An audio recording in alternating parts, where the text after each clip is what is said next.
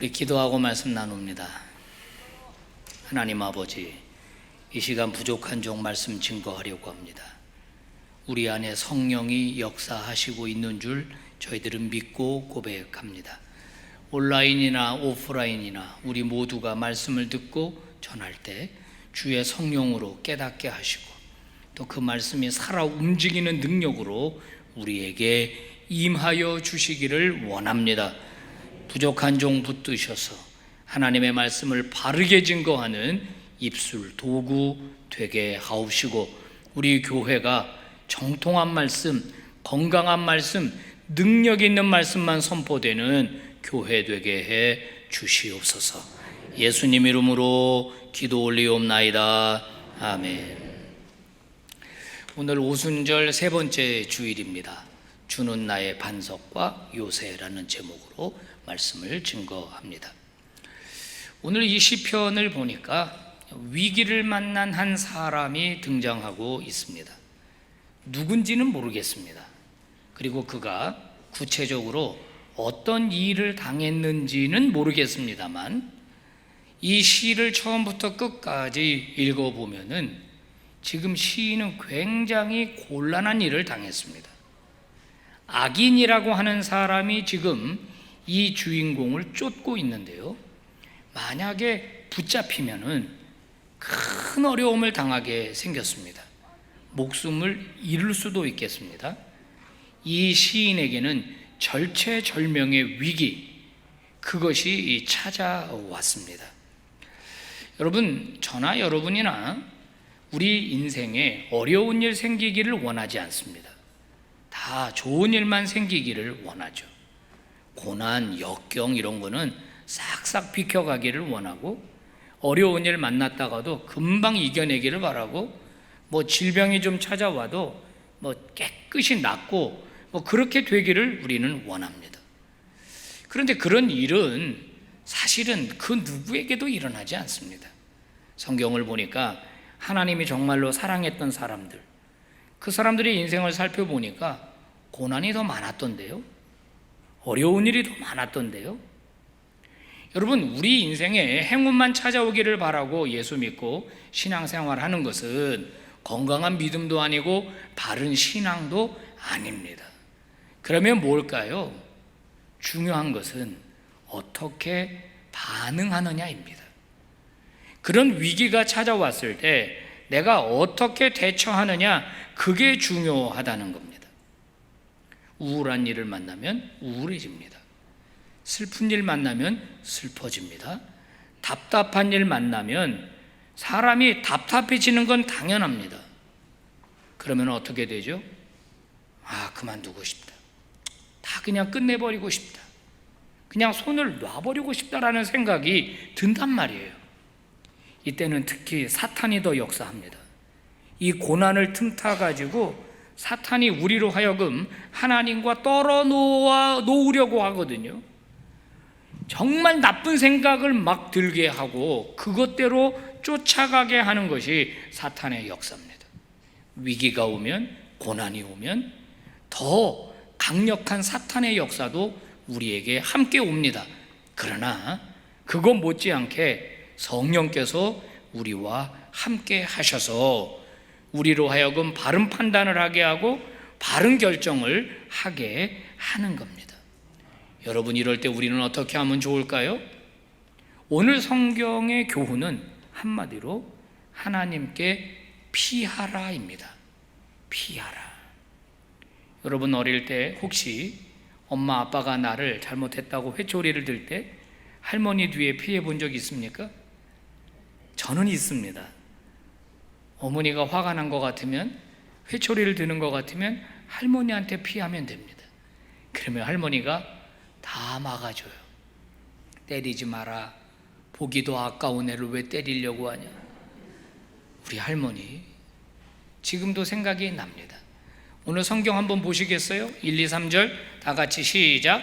여호와여, 내가 주께 피하오니 내가 영원히 수치를 당하게 하지 마소서.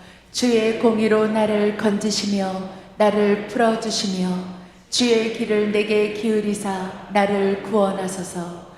주는 내가 항상 피하여 숨을 바위가 되소서. 주께서 나를 구원하라 명령하셨으니 이는 주께서 나의 반석이시요 나의 요새이심이니이다. 네, 시인은 답답한 일을 만났습니다. 자기 능력으로 해결할 그런 어려움이 아닙니다. 그런데 그는 거기에 그냥 빠져 있기를 원하지 않습니다. 그는 거기서 새로운 시작을 합니다. 손을 뻗어서 하나님의 손을 붙잡으려고 합니다. 그럴 때 그가 취한 방법은 여호와께 피하는 것입니다. 내가 주께 피하겠습니다. 그러면서 하나님을 뭐라고 부릅니까? 그는 나의 피난처다, 나의 요새다, 나의 산성이다. 이것은 다 하나님의 전적인 보호하심을 상징하는 단어들입니다. 연평도 포격 사건 때 북한군의 포탄이 떨어졌습니다. 그 포탄 속에서 건물도 무너지고 사람도 죽고 다치곤 했습니다. 그래서 국가는 대대적으로 벙커를 개조하고 손을 봤습니다. 그런 위기 상황이 오면 어디로 숨으라고요? 벙커 안으로 피하라는 겁니다. 거기가 피난처라는 겁니다. 청와대 지하에 벙커가 있다면서요? 아무리 북한이 포격해도 우리의 지휘소가 문제가 생기지 않도록 단단한 벙커를, 요새를 만들어 놨습니다. 하나님이 나의 요새다, 나의 피난처다, 나의 바위다 라고 하는 말은 내가 믿고 의지할 분은 하나님밖에 없고, 내가 하나님을 의지하게 되면은 하나님이 반드시 나를 도와주실 것이다 하는 고백이 여호와는 나의 피난처, 나의 산성, 나의 요새, 이겁니다. 성도 여러분, 오늘 이 시인의 고백이 여러분의 고백이 되기를 축복합니다. 한번 따라서 합니다. 여호와는 나의 피난처입니다. 나의 바위입니다. 나의 산성입니다. 이 고백이 저와 여러분의 고백이 되기를 다시 한번 축복합니다. 여러분, 시인이 이 고백을 하는 것은요, 경험에서 나온 것입니다. 책상에서 나온 것이 아니라는 사실이에요. 사색에서 나온 것이 아닙니다. 현실적인 고백입니다. 이미 이 시인은 하나님을 그렇게 알고 있어요, 경험적으로. 자, 오늘 5절, 6절을 한번 보십시오. 시작. 주 여호와여, 주는 나의 소망이시여 내가 어릴 때부터 신뢰한 이시라. 내가 모태에서부터 주를 의지하였으며 나의 어머니의 배에서부터 주께서 나를 택하셨사오니 나는 항상 주를 찬송하리이다. 자, 시인은 자기가 모태신앙이라고 말합니다. 어머니 뱃속에서부터 믿음을 배웠고 신앙을 배웠고 어린 시절부터 여호와를 의지했던 경험이 있다는 겁니다. 어릴 때야 주로 그런 일들이었겠죠. 그런데 그때부터 하나님 믿고 하나님을 의지하고 위기를 넘어서고 고난을 넘어선 경험이 쌓이니까 그가 성인이 되었어도 그의 인생에 찾아온 위기를 그냥 주저앉는 방식으로 해결하지 않고 하나님을 의지하고 하나님에게 이 도움을 요청해서 이겨내겠다라고 하는 고백을 지금 이 시인이 하고 있는 겁니다. 성도 여러분, 이게 진짜 영적 실력입니다. 이게 진짜 영적인 능력이에요. 그래서 나는 포기하지 않고 하나님을 의지하는 쪽으로 선택하겠다는 거예요. 선택. 빅터 프랭클이라고 하는 정신과 의사가 있습니다. 이분은 독특한 경험을 가지고 있는데 2차 세계대전 당시에 독일군에게 체포돼 가지고 죽음의 포로 수용소에서 있었어요. 그때의 경험을 책으로 썼는데 삶의 의미를 찾아서라는 책에서 이분이 굉장히 중요한 이야기를 강조하고 있습니다. 그 강조의 내용은 바로 선택에 관한 것이었어요. 선택. 들어보세요. 수용소에는 경비병이 있습니다. 그리고 수감자가 있어요. 경비병이나 수감자나 모두가 다 자기가 맞닥뜨리는 상황 앞에서 내가 어떻게 반응해야 될지를 자기가 선택한다고 이분이 이야기를 했습니다. 어떤 상황 속에서 고결한 인간이 되느냐 아니면 짐승 같은 인간이 되느냐는 상황 때문에 생기는 게 아니고 내 선택에 의해서 생긴다는 거예요. 똑같은 상황 속에서 어떤 사람은 진짜 고귀한 인간의 모습을 드러내는데 어떤 사람은 짐승과 같은 그런 모습을 드러내더라는 거예요. 상황이 결정하는 게 아니라 내가 선택하는 거다라는 거예요. 내가 선택하는 거다. 몸은 자유가 없는데 선택할 수 있는 의지, 그것은 나에게 자유가 주어진다. 그러니까 어떤 경우에도 당신이 옳은 것을 선택해라, 진리를 선택해라, 거룩한 것을 선택해라, 이렇게 이분이 책에서 이야기를 하고 있는 거예요. 여러분, 맞습니다. 환경은 사실 무시는 못해요. 그죠? 하지만은 그 환경에 매몰될 거냐 말 거냐는 내가 선택할 수 있는 부분입니다. 환경은 내가 어떻게 못해요. 그건 내가 할 수 있는 부분이 아니야. 그렇지만 그거에 대한 반응은 내가 얼마든지 선택할 수 있다는 거예요. 고난 중에 낙심하는 건 일반적인 반응입니다. 근데 그리스도인은 그러고 있을 수만은 없다는 거예요. 안타까운 것은 어떤 그리스도인입니다. 우리 교회 말고 다른 교회. 그들은 평안하게 신앙생활할 때는 성령 충만해 보입니다. 그런데 어떤 위기가 딱 닥치면요, 이 사람 믿음이 있었던 사람인가? 라고 의아해 할 정도로 너무 비신앙적인 모습을 보여줘요. 아니, 그리스도인이라면 좀 용기를 내고 이겨내는 태도로 보여줘야 되는데 완전히 코가 석자나 빠져가지고 그냥 진짜 믿음 없는 날것의 모습을 그냥 보여주거든요. 성도 여러분, 이렇게 위기 때에 믿음을 작동시킬 수 있기를 주님의 이름으로 축복합니다. 그때 믿음이 작동이 돼야 되는 거예요. 작동이. 비상발전기라는 게 있습니다. 요즘은 건물을 지을 때 그걸 반드시 설치하도록 하고 있더라고요. 그래서 전기가 딱 끊어지게 되면 그 다음에 뭐가 작동해야 돼요? 비상발전기가 작동이 돼서 모든 게 문제가 없어야 되는 거예요. 여러분, 인생의 위기가 찾아와서 모든 것이 작동이 멈출 때 그때 비로소 시동이 걸려야 되는 게 우리의 믿음과 우리의 신앙이에요. 그 믿음과 신앙은 무엇입니까? 하나님이 살아 계신다. 하나님이 나와 함께 하실 것이다. 나는 하나님 붙들면 이겨낼 수 있다.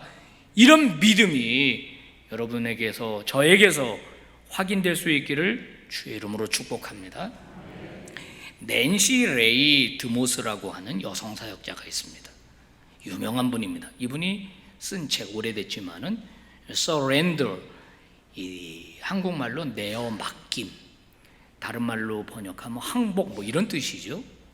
이 여성 사역자가 이 책을 쓰면서 이런 얘기를 했습니다. 인생의 위기가 닥칠 때 하나님께서 우리에게 서렌더를 요구하신다는 거예요. 그러니까 맡겨라, 나한테. 항복해라, 나한테 그냥 완전히 다 맡겨라. 이거를 하나님이 요구하신다는 거예요.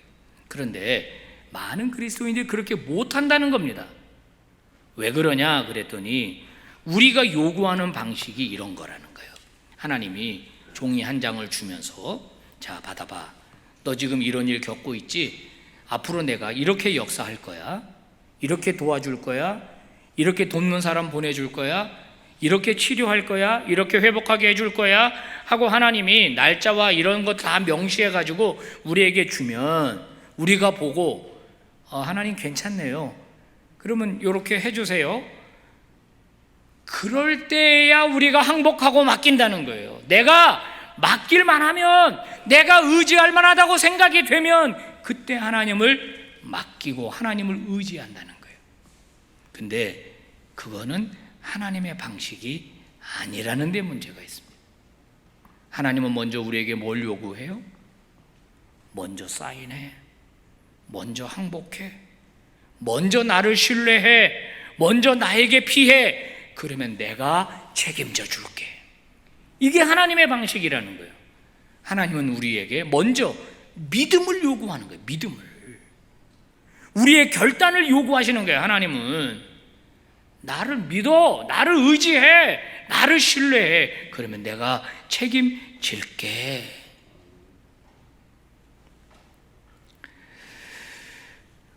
여러분, 그러면 우리가 하나님을 의지하게 되면은요, 궁극적으로는 아무것도 잃지 않게 됩니다.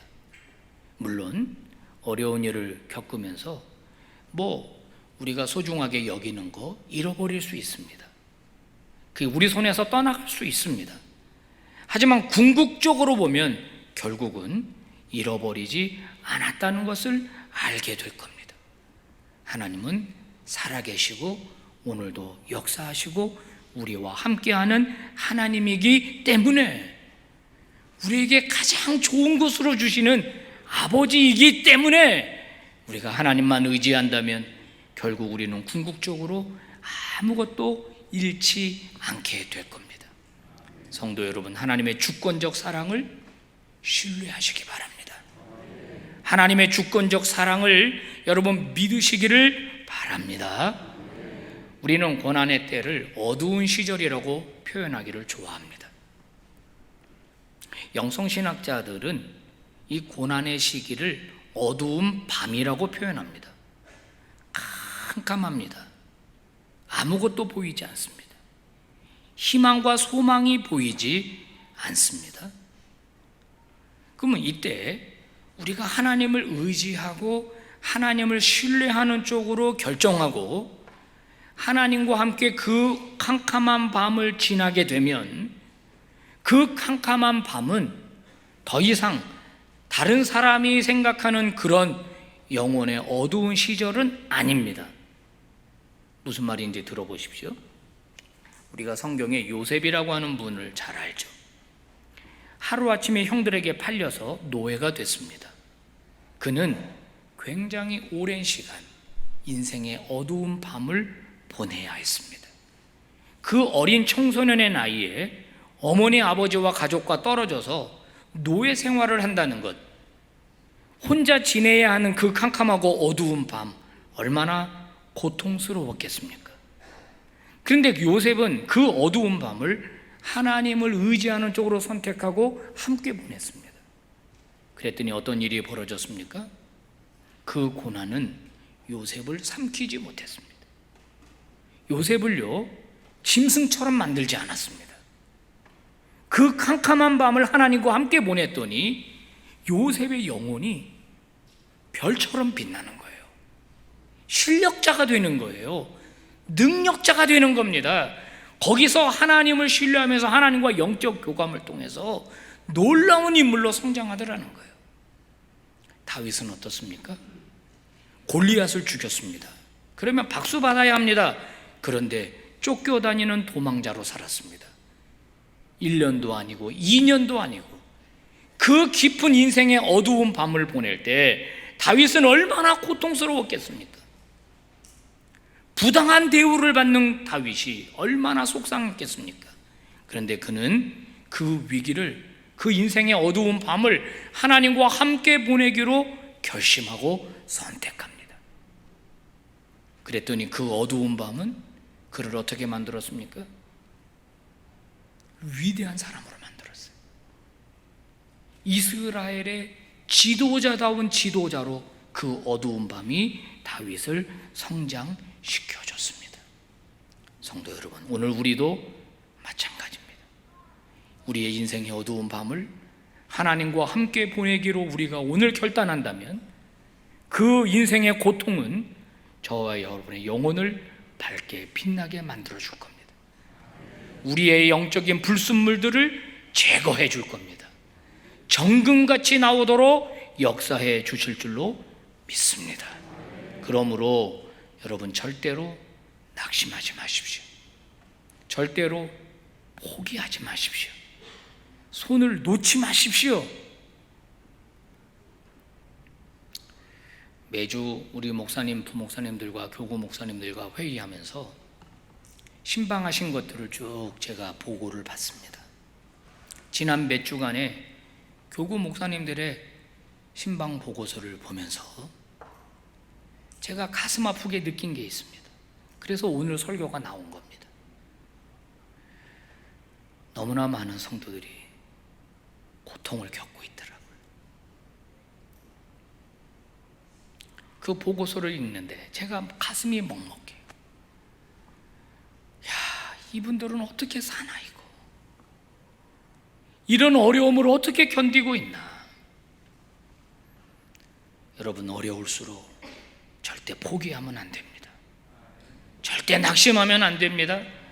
여러분, 캄캄할 때 하나님을 보실 수 있기를 바랍니다. 보이지 않는데 믿음으로 보셔야 돼요. 하나님을 신뢰하는 쪽으로 더 나아갈 수 있기를 바랍니다. 여러분, 평안할 때 누가 찬양 못해요? 모든 것이 잘 풀릴 때 누가 감사 못해요?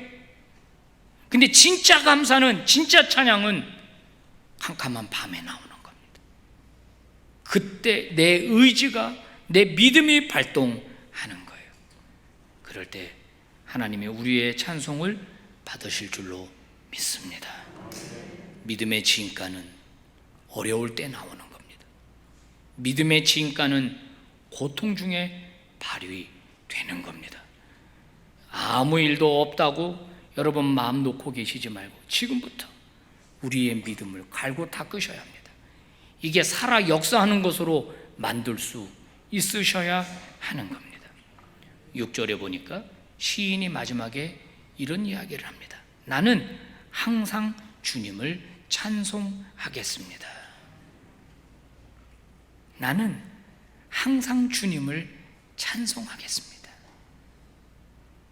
위기 가운데 부르는 노래, 고난 가운데 부르는 노래, 인생의 역경 가운데 부르는 찬양, 그 찬양은 하나님이 받으실 만한 진짜 찬양이라고 생각합니다. 21세기에는 어떤 찬양을 불러야 할까? 제가 이 찬양이 생각이 났습니다.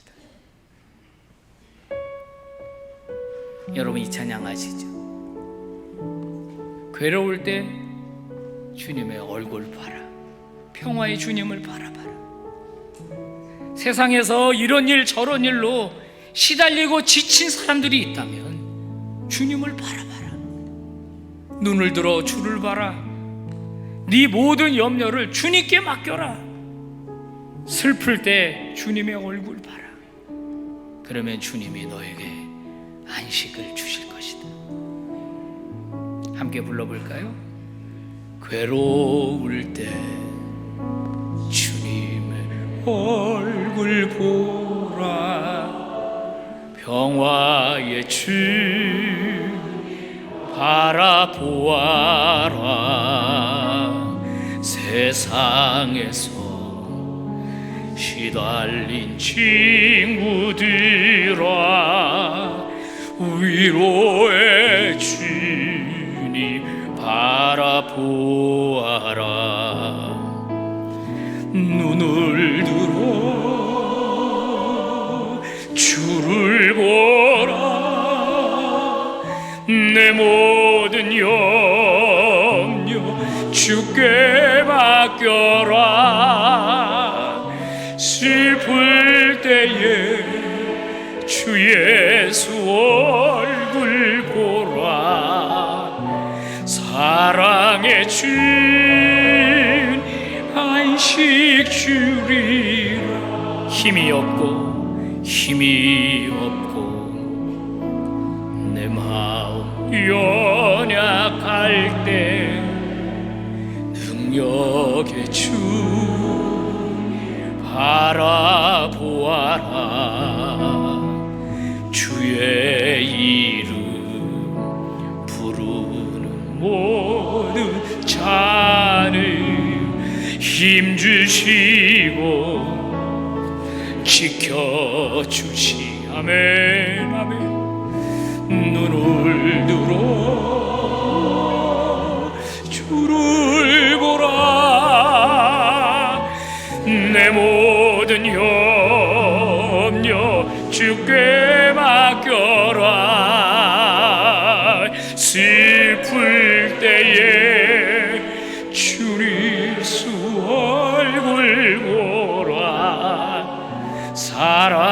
사랑의 주, 눈을 들어 주를 보라.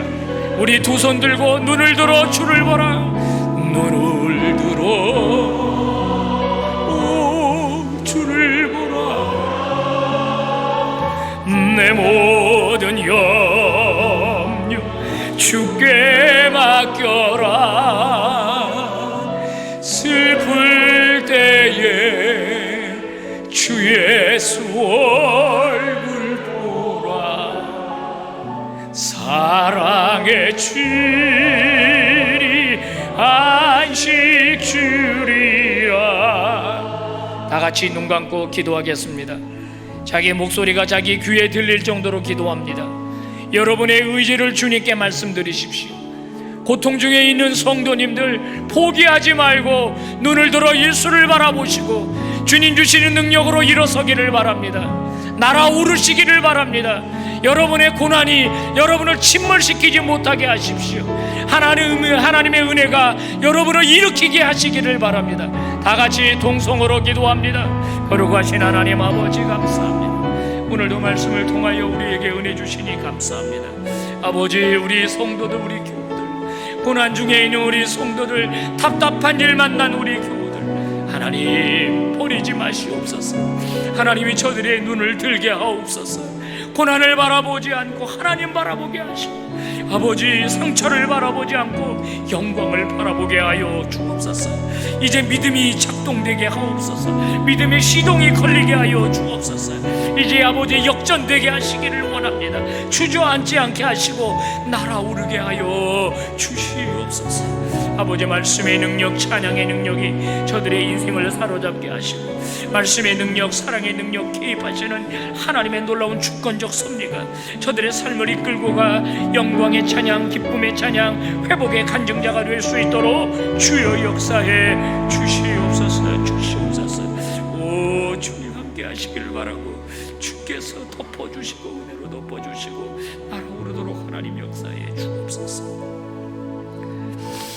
거룩하신 하나님께 감사드립니다. 말씀의 능력이 저희들을 사로잡아 주시옵소서. 주저앉지 않고 일어서게 하여 주시옵소서.